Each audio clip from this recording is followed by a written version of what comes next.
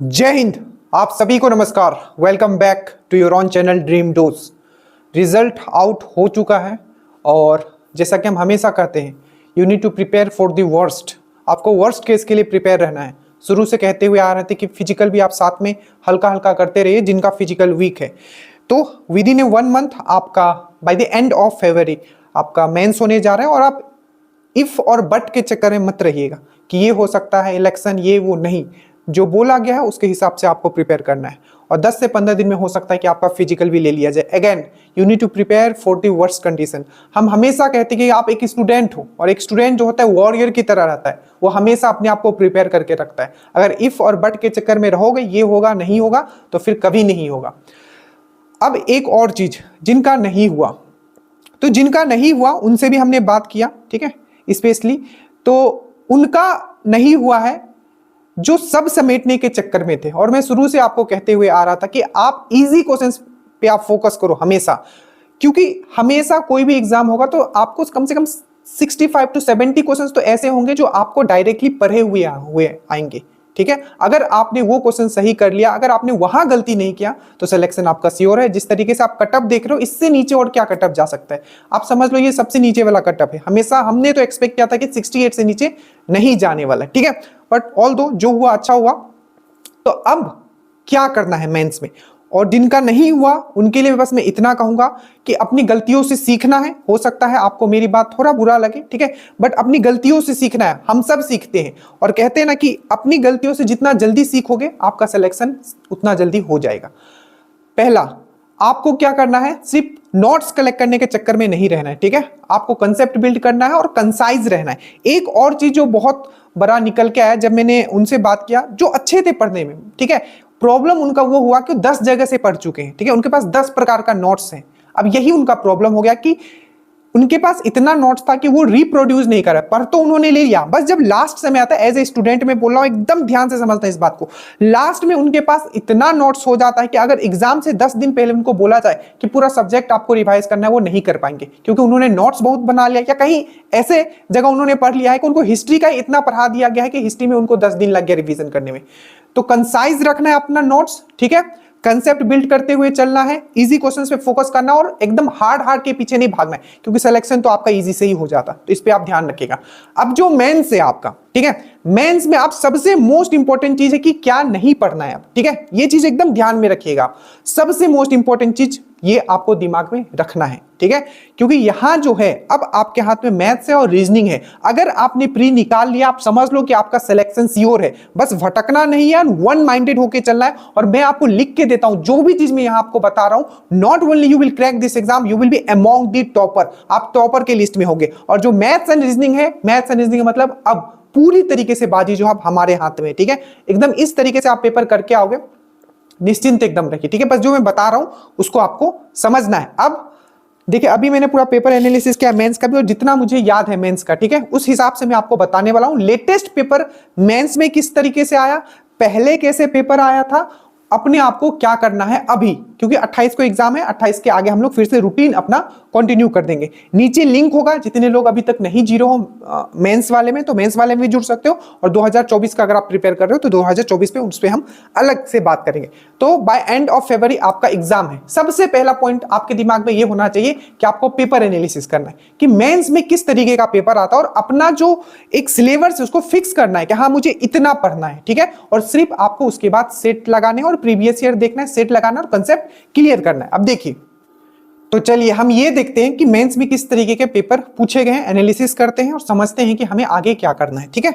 अब ध्यान से देखिए, मैं जो आपका पेपर यहां अभी डिस्कस करने वाला हूं, ये है आपका जो 3 सितंबर का जो मेंस का पेपर हुआ था, एक्साइज वाला, ठीक है। देखिए, तो साइंस से जो टोटल क्वेश्चंस आया था, देखिए अभी जो पैटर्न थोड़ा चेंज हुआ है, ठीक है। पहले बहुत सारा ऐसा चीज नहीं आता था मेंस में जो अब आने लगे हैं। स्पेशली आपका जो मेंस था इस बार, उसमें करंट अफेयर्स भी पूछा गया था, और 2 करंट अफेयर्स ऐसे थे जो कि काफी पहले का था। तो सबसे पहला जो सबसे मोस्ट इंपॉर्टेंट सब्जेक्ट पे आपको फोकस करना है, 2 तो सबसे मोस्ट इंपॉर्टेंट है, एक है मैथ्स एंड एक है रीजनिंग। आप निश्चिंत रहो, सबसे मैक्सिमम मार्क्स आप मैथ्स रीजनिंग में लेके आओगे। बस जो मैं बता रहा हूं आप ध्यान से सुनिए। देखिए, तो अगर हम लोग साइंस का बात करें, देखिए तो साइंस में टोटल जो क्वेश्चंस आए थे, ये 3 सितंबर का पेपर है 2024 का मेंस का। फिजिक्स के क्वेश्चंस आपके 6 थे, ठीक है। अब ये कहां से कितना आया तो मैं एक वर्ड में बताता हूं, ठीक है। जितने भी जीएस के क्वेश्चंस थे अराउंड, जहां तक मैं रिकॉल कर पा रहा हूं, ठीक है, जो जीएस के जो क्वेश्चंस थे 72 टू 73, तो 72 जीएस क्वेश्चंस में 68 क्वेश्चंस आपके डायरेक्टली पढ़ाए हुए से आए थे। इसका मैंने एनालिसिस कर दिया है, नीचे में लिंक भी डाल दूंगा और ऐप पे भी ये क्वेश्चंस पेपर सॉल्व किया हुआ है। 68 क्वेश्चंस डायरेक्टली आपका पढ़ाया हुआ से था। मैं जीएस का बात कर रहा हूं, ठीक है, और मैथ्स और रीजनिंग में आपको सोचना नहीं है। अब देखिए, अब ये कहां से आया था इसमें हम आगे बात करेंगे, ठीक है। अभी आप देखो कि फिजिक्स से 6 क्वेश्चंस थे, केमिस्ट्री से 4 थे, बायो और बॉटनी से मिला के 5 क्वेश्चंस थे, ठीक है। तो आप यहां देखोगे, प्लस आपके इन्वायरमेंट के 3 क्वेश्चंस थे, तो टोटल अगर आप देखते हो तो 5 ये हो गया और ये 6 हो गया, 11 हो गया, और 4 ये हो गया आपका 15 और 3 18, टोटल साइंस के 18 क्वेश्चंस थे, ठीक है। उसके बाद अगर आप हिस्ट्री का देखोगे तो अराउंड 14 क्वेश्चन थे, जिसमें कि मॉडर्न से 8 थे, एंशिएंट से 4 थे और मिडिवल से सिर्फ 2 क्वेश्चन थे, एक अकबर से था और एक आपका, जैसा कि हमेशा जो बिहार से बिलोंग करते हैं शेरशाह सूरी, उनसे क्वेश्चन पूछा गया था। तो आपका 14 क्वेश्चन यहां से था, ठीक है। और ज्योग्राफी से जो क्वेश्चन था, इंडियन ज्योग्राफी से 12 था और वर्ल्ड ज्योग्राफी से 3 था। वर्ल्ड हिस्ट्री के क्वेश्चन मेंस में नहीं थे, जबकि प्री में देखोगे तो 2 क्वेश्चन जो था, ठीक है, वो था। तो हमें ऐसा नहीं है कि हमें वर्ल्ड हिस्ट्री नहीं पढ़ के जाना है, we need to prepare for the worst condition. आपको सिर्फ पढ़ना है, बाकी आप मुझ पे छोड़ोगे, जो मैं बोलूंगा वो बस पढ़ते चलिएगा। अब देखो, तो ये हो गया 15 क्वेश्चन ज्योग्राफी से, और पॉलिटी से 8 क्वेश्चन था, करंट से 7 क्वेश्चन था। अभी करंट आपको लग रहा होगा कि 7, जी बिल्कुल 7 क्वेश्चन था, इसमें 2 क्वेश्चन तो ऐसे क्वेश्चन थे जो काफी पहले के पूछे गए थे, ठीक है। उसके बाद स्टैटिक के आपके 6 क्वेश्चन थे, ठीक है, और बिहार स्पेशल से भी 4 क्वेश्चंस था आपका, बिहार स्पेशल से भी आपका 4 क्वेश्चन था, जिसमें कि 3 क्वेश्चंस इजी थे, एक थोड़ा डिफिकल्ट था, ठीक है। एकदम घबराइए मत। तो टोटल अगर आप अराउंड देखोगे, ठीक है, तो आपका अराउंड 72 क्वेश्चन जो था आपका, जो था वो जीएस से था, 72 टू 73, ठीक है। और बाकी जो था आपका 72 टू 73 क्वेश्चन जो था वो आपका जीएस का था, और बाकी जो था आपका अराउंड 28 क्वेश्चन जो था वो मैथ्स एंड रीजनिंग से था। ये लेटेस्ट पेपर का मैं बात कर रहा हूं, ठीक है। अगर इस पेपर को छोड़ दिया जाए और इससे पहले का पेपर देखा जाए, चाहे ईएसआई का मैं मेंस का ही पेपर बोल लूं, ठीक है, चाहे दरोगा का 2400 का मैं पेपर बोल दूं, जो मैथ्स एंड रीजनिंग का जो क्वेश्चंस मैक्सिमम रहता है वो 24 से मिनिमम आपका 18, ठीक है, और मैक्सिमम आपका 23 क्वेश्चंस आपके रहेंगे, 23 क्वेश्चंस रहते। ये है आपका मैथ्स एंड रीजनिंग का 18 से 23 24 क्वेश्चन मैक्सिमम, इतना ही रहता है जब भी दरोगा का पेपर हुआ है तो। बट ये एक्साइज का जो मेंस का पेपर था, इसमें अराउंड आपका 28 मैथ्स एंड रीजनिंग था। तो आपको क्या करना है, आपको कुछ नहीं करना है, आपको अपने आप को हर हिसाब से, ठीक है, पेपर जैसा भी पूछे अपने आप को प्रिपेयर करके रखना है। देखिए, अगर हम लोग मैथ्स एंड रीजनिंग का बात करते हैं तो मैथ्स एंड रीजनिंग का भी मैं थोड़ा आपको बताते हुए चलता हूं, ठीक है। देखिए, आप ध्यान से समझिए। देखिए, ये जो दरोगा एक्साइज का जो मेंस था, इसमें एडवांस के क्वेश्चंस नहीं पूछे गए थे। बट अगर एक्साइज वाला का मेंस अगर छोड़ दोगे और पहले का अगर आप मेंस देखोगे तो आपको प्रोबेबिलिटी भी पूछा गया है, ठीक है, आपको प्रोबेबिलिटी मतलब प्रतियोगिता, ठीक है, तो प्रोबेबिलिटी भी पूछा गया है आपका। उसके बाद ये देखिए, प्रोबेबिलिटी भी पूछा गया, परमुटेशन एंड कॉम्बिनेशन का भी क्वेश्चंस मिला के आपको पूछा गया, ठीक है। तो ये सब क्वेश्चंस पूछे गए। बट अगर आपको देखोगे, अगर अभी का मेंस देखोगे, एक्साइज वाला देखोगे, तो एक्साइज में जो मेन फोकस आपको था वो था आपका percentage, SI, CI, profit and loss, average, time and distance, और उसमें की बोट, बस यही था। एडवांस के क्वेश्चंस नहीं थे, ठीक है। बट इससे पहले वाला जो दरोगा जितना भी मेंस है उसमें एडवांस का भी क्वेश्चंस था, ठीक है। जैसे कि एडवांस के साथ साथ उसमें प्रोबेबिलिटी का भी क्वेश्चन था, ठीक है, परमुटेशन एंड कॉम्बिनेशन का भी उन्होंने ये लिया है, और जो भी एक्स्ट्रा, और उन्होंने एडवांस का भी क्वेश्चन पूछा था, जिसमें कि हमेशा वो पूछते हैं सर्कल और ट्रायंगल को कंबाइन करके, ठीक है। आपको अगेन मैं बोलता हूं, आप घबराइएगा मत, मैं पूरा इस तरीके से एनालिसिस कर दे रहा हूं, इसलिए ताकि आप वर्स्ट केस के लिए प्रिपेयर रहो। मान लीजिए कि इस बार आपका क्या हुआ, प्रोबेबिलिटी से नहीं पूछा गया था, परमुटेशन एंड कॉम्बिनेशन को यूज करके नहीं पूछा गया, एडवांस के फॉर्मूला से क्वेश्चंस नहीं पूछे गए, उसके मतलब सर्कल और ट्रायंगल को कंबाइन करके पूछा जाता है। पर जरूरी तो नहीं कि इस बार नहीं पूछा जाएगा, ठीक है। हमें अपना जो, और एक चीज और है, जब भी क्वेश्चन पूछा गया, अभी तक जितना भी दरोगा का जो एग्जाम हुआ है उसी से मिला जुला के क्या होता है, क्वेश्चन पेपर प्रिपेयर किया जाता है। तो 80+ क्वेश्चंस तो आपको डायरेक्टली प्रीवियस ईयर के हिसाब से आने वाला है, ये आप डन मानो। तो मतलब आप 80+ आराम से स्कोर कर सकते हो, ठीक है। और आपको 80+ लाना ही है अगर आपको मेरिट बनाना है, तो मैं पहले बता देता हूं, ठीक है।